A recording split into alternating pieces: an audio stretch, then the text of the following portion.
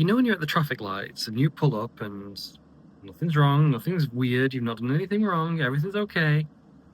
But then the police pull up next to you. And suddenly, even if you could be the best, nicest, lawful person in the world, suddenly you feel guilty. Just because the police are next to you. It's so weird. And then you do that weird thing, right, where you're like this, you're like... And they see that and they think this guy looks sus AF. Well, I've kind of had a weird thing like that that's just sort of happened. And by the way, this is probably the worst sounding YouTube video on this whole platform, because I'm in this room, this like sound booth, and it's really hot here in Vietnam. And I don't have my microphone or anything, so I'm just recording through the phone's audio. And it's just on this side. Oh, I've got to use the front camera, so just down here there's a fan. And this fan is on like full. So that's super noisy, and then you can't really see it, but like up there in that hole, that's the AC. And the AC is really loud, actually. So maybe I can do something with like noise cancellation, like AI or something, but I'm not holding my breath. So maybe I record this video for 8 minutes talking, yapping, and just end up deleting it. If you see it, I guess I've obviously been able to fix it well enough, or I just don't care. Anyway, so I was driving over my bike over here to this booth so I can have this meeting, because I'm having a meeting with the CEO of a company. Now, the aim of this meeting is I want to pitch with this company for them to become a brand sponsor on my Instagram, where I can do a series of videos monthly, all building up to this cool, unique physical challenge. Actually, 2 physical challenges. And I really like this company. I like their ethos. I love their products. I've used their products personally and bought all my own products of theirs for the past like 5 years. And yeah, I just emailed the CEO on LinkedIn, and he was like, yeah, okay, sure. I like the idea, the concept. I gave him like a one-liner. Let's talk. So I think it's more of a vibe check than like the details, because he's a CEO. He's probably not going to want to know like the ins and outs of content creation. But, well, first off, that's awesome. He's a really cool guy, and I'm really excited to meet him. I speak to him in about 30 minutes. But as I'm driving over here, my own brain, which should be my biggest supporter, my biggest fan, should be championing me. Instead, I was thinking of all the reasons why he should say no to my proposal, why he shouldn't work with me, why I am not worthy. It's not true. But why do we do this? Why do we do this to ourselves? Why do our own thoughts, our own brain, why does it try to self-sabotage? It's weird, right? Is it a belief thing? Like, is it an imposter syndrome thing? We don't think we're good enough?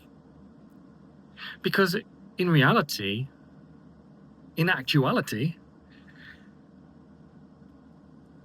they will be as lucky to work with me as I am with them. That makes sense, yeah. It's actually quite late here. I'm having the meeting at 10 p.m, which is the west coast of the States. I think like 8 a.m, maybe, or 9 a.m. Pretty early. But yeah, like, they're working with me. Okay, so what's the benefit of that? Like, if I sort of toot my own trumpet a little bit, well, I've worked in television and film and marketing and advertising for about 20 years. I'm old. And so they're getting somebody who understands writing, how to put emotion in, make people care about it, because I care about it. But also I have those skills. I've learned and accrued those skills over a couple of decades. So they're not, say, getting someone who doesn't have any of that experience, is what I mean. But they're not paying a premium for it, because I'm not charging a premium for it. It will be my first like ongoing series content. So I need to charge something low, because it's the first one. And also I really want to work with them, so I want to be a bit lower, so they'll say yeah. That's the truth. You know, and I'm pretty good on camera. I think I'm quite confident. I'm comfortable. I can talk pretty well most of the time. That's part of the reason I'm doing these videos, these YouTube videos too, is to practice my one-take talking for like 8 to 10 minutes. Because it's quite difficult, you know, you get into these states where you are thinking of what to say next and what to do. And instead you sort of fumble on yourselves, or maybe you make a mess and you want to start again, or you want to do a jump cut, and that's totally normal, natural with anyone who makes content online. But I don't want to do that. I'm trying to learn how to speak better for longer, uninterrupted. I am also trying to not say, you know, but I'm, you know, step by step on that. It's a bit of a habit, so it takes a little while to unlearn that, and it's actually quite difficult for us to unlearn stuff. But anyway, ADD, back to the topic. So I think I can bring a lot, I can provide a lot to them. I can be a good mascot, one of their mascots, you know, the people who are really championing the brand, because I believe in it and I love it and I like it and I already use it to death. For some reason, on the drive over here, I didn't think of any of that. All I thought was, you're too old. Why are they going to want to work with you? You know, you're a 39-year-old content creator. Who gives a fuck? That makes no sense. It makes zero sense. Right? So that's already silly of me.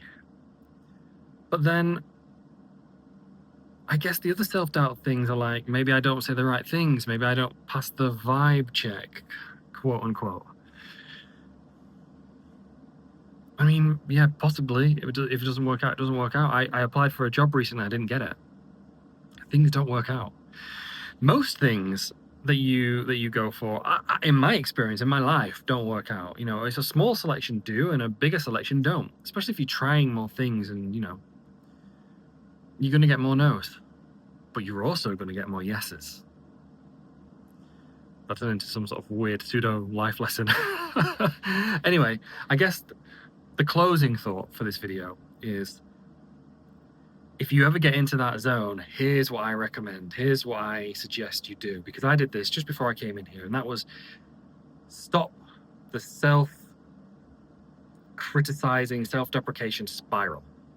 Right? It's like a snowball, and it's picking up speed, and it's gaining size.